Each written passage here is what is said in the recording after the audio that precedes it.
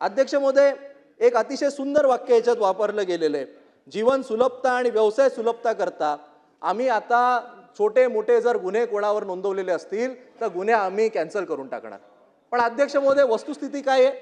गेल्या अधिवेशनामध्ये म्हणजे 1 वर्ष झालं त्याला, मी माझ्या मतदारसंघातल्या शिवालिक व्हेंचर्सच्या प्रकल्पाला काही नागरिकांनी विरोध केला म्हणून 2013 साली किरकोळ गुन्हे त्यांच्यावर दाखल झाले आणि आज जवळपास 12-13 वर्ष झाली सदी चार्जशीट दाखल नाही झाली म्हणून ते गुन्हे आता मागे घेण्यात यावे अशी विनंती केल्यानंतर राज्याचे उपमुख्यमंत्री एकनाथ शिंदे साहेबांनी फ्लोअर ऑफ द हाऊसवर मला शब्द दिला होता की आम्ही ते गुन्हे मागे घेऊ। आज 1 वर्ष झाला ते गुन्हे मागे घेण्यात आलं नाही। म्हणजे उपमुख्यमंत्र्यांनी दिलेल्या शब्दाचं जर पालन होत नसेल तर मग हे काय जीवन सुलभता आणि काय व्यवसाय सुलभता वगैरे वगैरे ऐकून आपल्याला काय करायचं? अध्यक्ष महोदय, अध्यक्ष महोदय, या अभिभाषणामध्ये पोलीस हाऊसिंगचा उल्लेख केला गेलाय।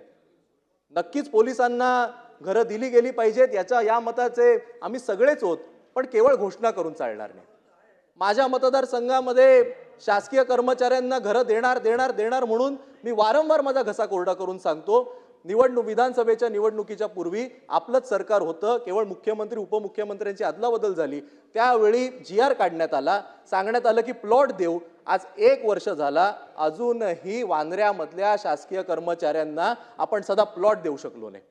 अध्यक्ष महोदय, प्लॉट द्यायचा होता, जागा उपलब्ध आहे, आता जुनी शासकीय वसाहत आता जमीनदोस्त करण्यात येत आहे, एका बाजूला तिकडे नवीन हायकोर्ट उभं राहतंय। माझं म्हणणं आहे तुम्ही देऊन टाका ना, 96 एकरची जमीन आहे, 10 एकर आमच्या शासकीय कर्मचाऱ्यांना देऊन टाका, काय त्याच्यामध्ये मोठं आहे?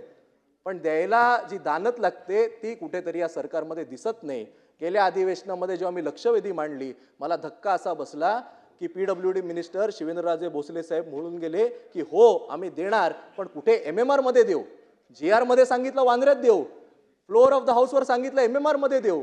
म्हणजे तुम्ही देणार की नाही आणि कधी देणार? आणि जर तुम्ही दिलेला शब्द काढलेला GR पाळत नसाल तर मग या पोलीस हाऊसिंगच्या तुमच्या ध्येय धोरणावर तरी आम्ही विश्वास ठेवायचा का? अध्यक्ष महोदय, हा मनामध्ये प्रश्न तयार होतो।